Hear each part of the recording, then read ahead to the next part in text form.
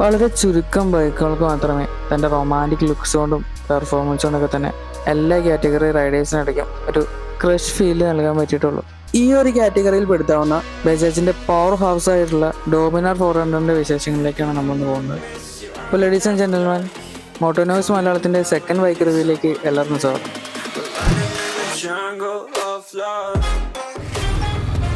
അപ്പോൾ നമുക്കൊരു സ്റ്റോറി പറഞ്ഞിട്ടെന്ന് തുടങ്ങാം. 2001-2007 കാലത്ത് ഇന്ത്യൻ യുവാക്കളുടെ ഹരമായി മാറിയ ഒരു ബ്രാൻഡായിരുന്നു അത്. എന്നാൽ ഒരു മിഡിൽ ക്ലാസ് ഫാമിലിയിൽ 2002 ജനിച്ച ഒരു പയ്യൻ അവൻ്റെ അച്ഛൻ വാങ്ങിച്ച സെക്കൻഡ് ഹാൻഡ് ചേതക് സ്കൂട്ടറിലൂടെയും തൻ്റെ നാട്ടിൽ മീൻ കച്ചവടം ചെയ്യുന്ന ചേട്ടൻ്റെ MIT സ്കൂട്ടർ ബൈക്കിലൂടെയൊക്കെയാണ് അവൻ ആ ബ്രാൻഡിനെ ആദ്യമായിട്ട് അറിയുന്നത്. ഇംഗ്ലീഷ് അക്ഷരങ്ങൾ കൂട്ടി വായിക്കാൻ പോലും പ്രായമാകാത്ത എൻ്റെ മകൻ്റെ അടുത്ത് അച്ഛൻ ആ ബ്രാൻഡിൻ്റെ പേരും പറഞ്ഞു കൊടുത്തു, ബജാജ്.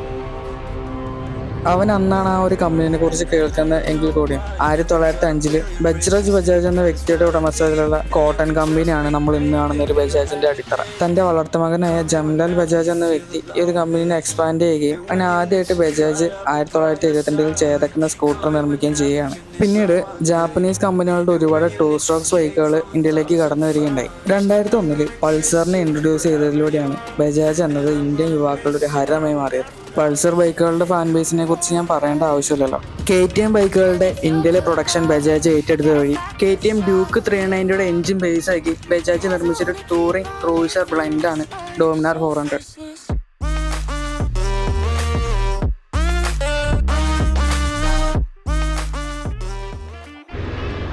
ഡോമിനാറിന്റെ മുഖ്യ ആകർഷണം അതിന്റെ അഗ്രസീവ് ആയിട്ടുള്ളൊരു LED എയർലാം യൂണിറ്റ് ആണ്. രാത്രി സമയങ്ങളിൽ നല്ലൊരു വിസിബിലിറ്റി ആയിരുന്ന ലൈറ്റ് കൂടിയാണിത്.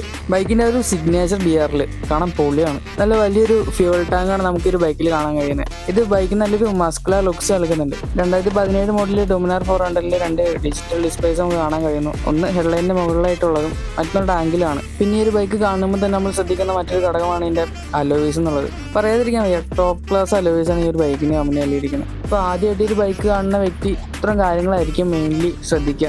2017 ഇറങ്ങിയൊരു ബൈക്കാണെങ്കിൽ കൂടി 2025 ആയിട്ടും ഡിസൈനിലധികം മാറ്റങ്ങളൊന്നും വരുത്താതെയാണ് ഒരു ബൈക്ക് ഇത്രത്തോളം സെയിൽ വാങ്ങിക്കൂട്ടുന്നത്. അപ്പോൾ നമുക്ക് അതിൽ നിന്ന് മനസ്സിലാക്കിയ ഒരു ഡിസൈൻ ഫാൻ ബേസ് എത്രത്തോളം ഉണ്ട്, ഈ ഒരു ഡിസൈൻ എത്രത്തോളം പെർഫെക്റ്റ് ആണ് എന്നുള്ളത്. പിന്നെ ഒരു കാര്യം എന്താണെന്ന് വെച്ചാൽ, എനിക്കും നിങ്ങൾക്കും അറിയാവുന്ന ഒരു കാര്യമാണ് ഞാൻ എടുത്തു പറയാൻ ആഗ്രഹിക്കുകയാണ്. സെക്കൻഡ് ഹാൻഡ് ഡോമിനാർ എടുക്കുന്ന ഒരു വ്യക്തിയെ സംബന്ധിച്ച് ഇതിപ്പോൾ 2017 മോഡൽ ഡോമിനാർ 400 ആണ്. അപ്പോൾ ഇത്തരത്തിലൊരു വണ്ടി നോക്കുന്ന ഒരാളെ സംബന്ധിച്ച് എന്താണ്, ഈ വണ്ടിക്ക് ചെറിയ ചെറിയ പണികളും ചെറിയ വൈബ്രേഷൻസും കാര്യങ്ങളൊക്കെ ഉണ്ടാവും. അപ്പോൾ അതൊക്കെ മെയിൻറ്റെയിൻ ചെയ്യുമ്പോൾ അതിന് ഒരു മൈൻഡ് സെറ്റോടുകൂടി വണ്ടി എടുക്കുക. ഒരിക്കലും ഒരു ഷോറൂം കണ്ടീഷൻ മൈൻഡ് സെറ്റോടുകൂടി വണ്ടി എടുക്കാതിരിക്കുക. നിങ്ങൾക്ക് തന്നെ വണ്ടി നോക്കിയെടുക്കാൻ കഴിയുന്നില്ല, അത്ര എക്സ്പെർട്ട് അല്ലാന്നുണ്ടെങ്കിൽ നല്ലൊരു മെക്കാനിക്കിനെ കൂടെ കൂട്ടിയിട്ട് വണ്ടി ടെസ്റ്റ് ഡ്രൈവ് അടിച്ച് വേറെ കുഴപ്പങ്ങളൊന്നും ഇല്ലാന്നുണ്ടെങ്കിൽ നിങ്ങൾക്ക് ഇഷ്ടപ്പെട്ടെങ്കിൽ വണ്ടി എടുക്കുക. ഒരു മിഡിൽ ക്ലാസ് പയ്യനെ സംബന്ധിച്ച് അവനൊരു ബൈക്ക് എടുത്തു കഴിഞ്ഞാൽ പിന്നെ അതിൽ നിന്ന് പെട്ടെന്നൊരു അപ്ഡേറ്റോ അല്ലെങ്കിൽ ഒരു ചേഞ്ചോ കാര്യങ്ങളൊന്നും ഉണ്ടാവില്ല. അപ്പോൾ അതുകൊണ്ട് നോക്കിയും കണ്ടും മാത്രം വണ്ടി എടുക്കുക. അപ്പോൾ നമുക്ക് നമ്മുടെ ബൈക്കിൻ്റെ പവർ ഫിഗേഴ്സ് ഒന്ന് നോക്കാം. 371.3 cc liquid cooled single cylinder എഞ്ചിനാണ് ഒരു ബൈക്കിൽ വരുന്നത്. 35 ഹോഴ്സ് പവർ 8000 RPM-ലും 35 ന്യൂട്ടൺ ടോർക്ക് 6500 RPM-ലാണ് ഈ ഒരു ബൈക്ക് പ്രൊഡ്യൂസ് ചെയ്യുന്നത്. ബൈക്കിൻ്റെ പവർ ഫിഗേഴ്സിലേക്ക് നോക്കുമ്പോൾ തന്നെ നമുക്ക് മനസ്സിലാവും, നല്ലൊരു lower and mid range punch നൽകാൻ പാകത്തിനുള്ള ഒരു എഞ്ചിനാണ് ഈ ബൈക്കിലുള്ളത്. 6 സ്പീഡ് ഗിയർ ബോക്സിനോടൊപ്പം ഡ്യുവൽ ചാനൽ ABS-ഉം ഡൗൺ ഷിഫ്റ്റിലൊരു സ്ലിപ്പർ ക്ലച്ചിൻ്റെ അസിസ്റ്റൻസും നമുക്കൊരു ബൈക്കിൽ കിട്ടുന്നുണ്ട്. അതുപോലെ തന്നെ ഒരു ബൈക്കിന് നല്ലൊരു ക്രൂയിസ് സ്പീഡ് ഉണ്ട്. ഏകദേശം 100-120 ഇടയ്ക്ക് എഞ്ചിന് യാതൊരു സ്ട്രെസ്സും കൂടെ നമുക്കൊരു ബൈക്കിൽ ക്രൂയിസ് ചെയ്യാൻ പറ്റും. അപ്പോൾ ഞാൻ നിങ്ങൾക്ക് ഇതിൻ്റെ പവർ ഡെലിവറി ജസ്റ്റ് ഒന്ന് കാണിച്ചു തരാം.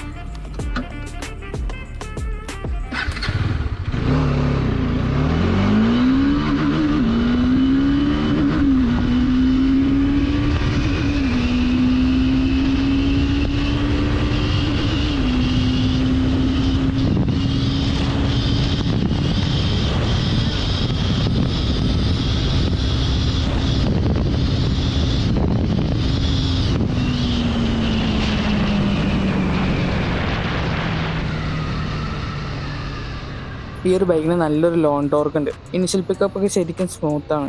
ബൈക്കിൻ്റെ ഫ്രണ്ടിലത്തെ ടയറിൻ്റെയും ബാക്കിലത്തെ ടയറിൻ്റെയും ഗ്രിപ്പ് കുറച്ച് കുറവാണ്. എന്ന് വെച്ചാൽ തീരെ ഇല്ല എന്നല്ല, ആ ഒരു ഡിസ്കംഫർട്ട് അല്ലെങ്കിൽ ഒരു പേടി മനസ്സിൽ കിടക്കുന്നതുകൊണ്ട് ഇത്ര കംഫർട്ടായിട്ട് ബൈക്കിനെ വലിപ്പിക്കാൻ പറ്റിയിട്ടില്ല. എന്നിരുന്നാലും വീഡിയോയ്ക്ക് വേണ്ടി 2-3 തവണയൊക്കെ ബൈക്കിൻ്റെ ടോപ്പിലേക്ക് പുഷ് ചെയ്യാൻ എനിക്ക് താല്പര്യമില്ല. ബൈക്കിന് നല്ലൊരു ടോർക്ക് ഉണ്ട്. കൂടാതെ അപ്പോൾ നമ്മുടെ പുറകിലൊരു പില്ലൻ ഉണ്ട് എന്നുണ്ടെങ്കിൽ പില്ലണൊക്കെ നിഷ്പ്രയാസം പുറകിലേക്ക് വലിച്ച് അയക്കാൻ പാകത്തിനുള്ള ഒരു പവർ ഈ ഒരു ബൈക്കിനുണ്ട്. സിറ്റി റൈഡ്സിലൊക്കെ ഇത്ര ഹെവി ആയിട്ടുള്ള ഒരു ബൈക്കിനെ മാനേജ് ചെയ്യാൻ ഇത് വളരെയധികം ഹെൽപ്പ് ചെയ്യും. 25 കിലോമീറ്ററോളം മിനിമം ഒരു ബൈക്കിന് മൈലേജ് കണക്കാക്കി തന്നെ ഏകദേശം 300 കിലോമീറ്ററോളം നമുക്ക് ഈസി ആയിട്ട് ഒറ്റ സ്ട്രെച്ചിൽ ഒരു ബൈക്കിൽ റൈഡ് ചെയ്യാൻ പറ്റും. ട്രാവലിംഗ് എന്തുസിയാസ്റ്റുകൾക്ക് വേണ്ടിയിട്ടാണ് ബജാജ് മെയിൻലി ഒരു ബൈക്ക് ഇറക്കിയിരിക്കുന്നത്. ടൂറിംഗ് ബൈക്ക് ആയതുകൊണ്ട് തന്നെ നമുക്ക് ലോങ് റൈഡ് ചെയ്യാൻ പാകത്തിനുള്ള ഒരു വൈഡ് സീറ്റും കംഫർട്ടബിൾ ആയിട്ടുള്ള ഒരു റൈഡിംഗ് പൊസിഷനാണ് ബൈക്കിലുള്ളത്. 13 ലിറ്ററിൻ്റെ ഫ്യൂൾ ടാങ്കാണ് കമ്പനി ഒരു ബൈക്കിന് നൽകിയിരിക്കുന്നത്. നമ്മുടെ റൈഡിങ് സ്റ്റാൻസിനനുസരിച്ച് ഏകദേശം ഒരു 25-നും 35-നും ഇടയ്ക്കാണ് ഈ ഒരു ബൈക്കിന് മൈലേജ് വരുന്നത്. സെഗ്മെന്റിൽ അത്യാവശ്യം തരക്കേടില്ലാത്ത മൈലേജ് വരുന്ന ഒരു ബൈക്ക് കൂടിയാണിത്. സെക്കൻഡ് മാർക്കറ്റിൽ അത്യാവശ്യം ബഡ്ജറ്റ് ഫ്രണ്ട്ലി ആയി ബൈക്ക് നോക്കുന്ന ഒരു വ്യക്തിനെ സംബന്ധിച്ച് കൺസിഡർ ചെയ്യാൻ പറ്റുന്ന ഒരു ബെറ്റർ ഓപ്ഷൻ ആയിരിക്കും ഡോമിനാർ 400.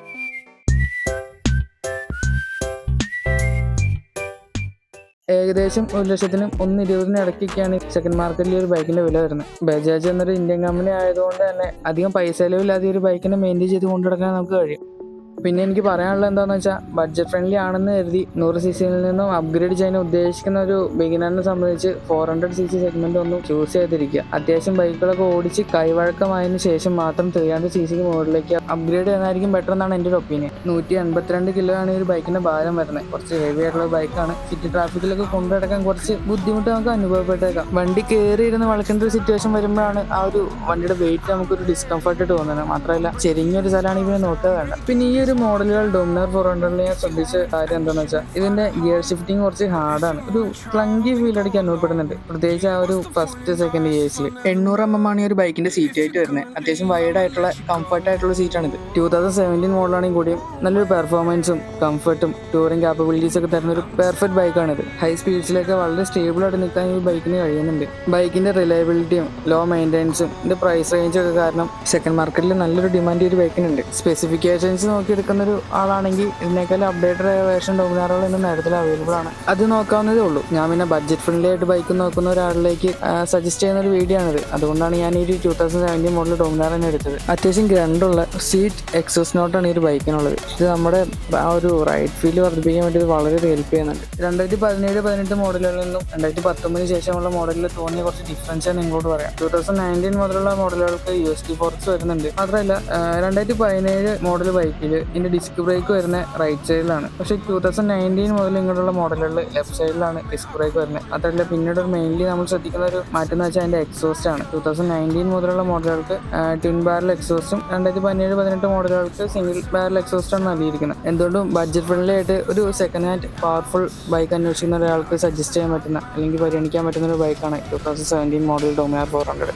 ഞാൻ പറയുമ്പോൾ നമ്മുടെ ചാനലിനെ കുറിച്ചുള്ള കുറച്ച് കാര്യങ്ങളാണ്. നമ്മുടെ ചാനലിന് തുടക്കമായതുകൊണ്ട് തന്നെ സൂപ്പർ ബൈക്സിനൊക്കെ ഒരു ചാനലിലേക്ക് ഇൻട്രൊഡ്യൂസ് ചെയ്യാനുള്ളത് വളരെ ടഫായിട്ടുള്ള കാര്യമാണ്. ഇപ്പോൾ ഞാൻ ചെയ്യുന്നതെന്ന് വെച്ചാൽ നമ്മുടെ ഫ്രണ്ട്സിൻ്റെ കയ്യിലുള്ള ബൈക്സ് അല്ലെങ്കിൽ കൂടുതൽ ഫാൻ ബേസ് ഉള്ള നമ്മുടെ RC 390, ഡ്യൂക്ക് 390 പോലുള്ള നമുക്ക് അത്യാവശ്യം അവൈലബിൾ ആയ ബൈക്സിൻ്റെ റിവ്യൂസൊക്കെ നമ്മൾ ഈ ചാനലിലേക്ക് കൊണ്ടുവരുന്നതായിരിക്കും. അതുപോലെ നമുക്ക് എളുപ്പം കിട്ടാവുന്ന ബൈക്സ് കഴിഞ്ഞ് നമ്മൾ ഈ ഒരു ചാനൽ തുടക്കത്തിൽ റിവ്യൂ ചെയ്യുന്നത് കുറേ നാളുകൾക്ക് മുമ്പ് ഇറങ്ങിയിട്ടുള്ളതായിരിക്കും. എന്നിരുന്നാലും നമ്മളുടെ രീതിക്ക് നമ്മൾ എൻ്റെ ഒരു റിവ്യൂ ചെയ്യുകയാണ്. സെക്കൻഡ് ഹാൻഡ് മാർക്കറ്റിൽ ബൈക്ക് നോക്കുന്ന ഒരു വ്യക്തിക്ക് വേണ്ടിയിട്ടുള്ള ഒരു വീഡിയോ ആയിട്ടാണ് മെയിൻലി നമ്മൾ ഈ വീഡിയോ ഒക്കെ പ്രസൻറ്റ് ചെയ്യുന്നത്. പക്ഷേ ഡെഫിനറ്റ്ലി ഈ ഒരു ചാനലിലേക്ക് സൂപ്പർ ബൈക്സ് ഞാൻ കൊണ്ടുവരുന്നതായിരിക്കും. ബാക്ക്ഗ്രൗണ്ടും സ്പെക്സും അല്ലാതെ നമ്മുടെ റിയൽ വേൾഡിലെ ആ ഒരു ബൈക്കിൻ്റെ പെർഫോമൻസ് എങ്ങനെയാണ് എന്ന് നിങ്ങൾ കാട്ടിത്തരാൻ മാത്രമുള്ള വീഡിയോസ് ആയിരിക്കും ഈ ഒരു ചാനലിലൂടെ നിങ്ങളിലേക്ക് എത്തിക്കുന്നത്. ഈ യൂട്യൂബ് ചാനൽ തുടങ്ങുക, വീഡിയോ ക്രിയേറ്റ് ചെയ്യുക എന്നുള്ളതിൻ്റെ ഒരു പാഷനാണ്. അല്ലെങ്കിൽ നമ്മൾ പെട്ടെന്ന് ചാനൽ ഇപ്പോൾ മോണിറ്റൈസ് ചെയ്യണം അല്ലെങ്കിൽ ഇതിൽ നിന്ന് ക്യാഷ് ഉണ്ടാക്കണം എന്നുള്ളൊരു മൈൻഡ് സെറ്റോട് കൂടിയിട്ടല്ല ഇപ്പോൾ നമ്മൾ വീഡിയോസ് ചെയ്യുന്നത്. പിന്നെ നമുക്ക് ജോലി തിരക്കുണ്ട്. അപ്പോൾ അതിനുള്ളിൽ നിന്നിട്ടാണ് നമ്മൾ ഓരോ വീഡിയോസും ചെയ്യുന്നത്. അപ്പോൾ വീഡിയോ അപ്ലോഡ് ചെയ്യുന്നതിൽ അതിൻ്റേതായ ഡിലേയും കാര്യങ്ങളൊക്കെ ഉണ്ടാവും. പുതുതായിട്ട് വീഡിയോ കാണുന്നവരാണെങ്കിൽ നമ്മുടെ ഈ ചെറിയ റൈഡിംഗ് കമ്പനിയിലേക്ക് ജോയിൻ ചെയ്യുക.